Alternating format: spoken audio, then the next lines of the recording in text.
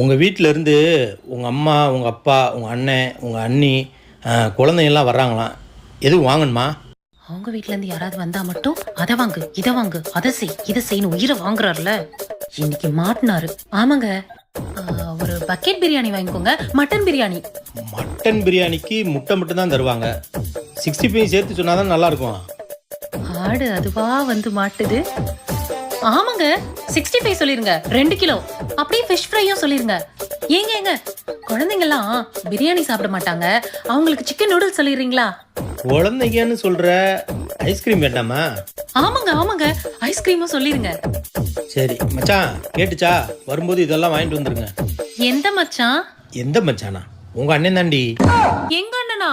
அவன் தாண்டி வரும்போது ஏதாவது வேணுமா சொல்லுங்க, வாங்கிட்டு வர்றேன். நீங்க ஏன் மாப்பிள்ள அலையிறீங்க அப்படின்னு சொன்னான். வேற எதுவும் வாங்கணுமா சொல்லு.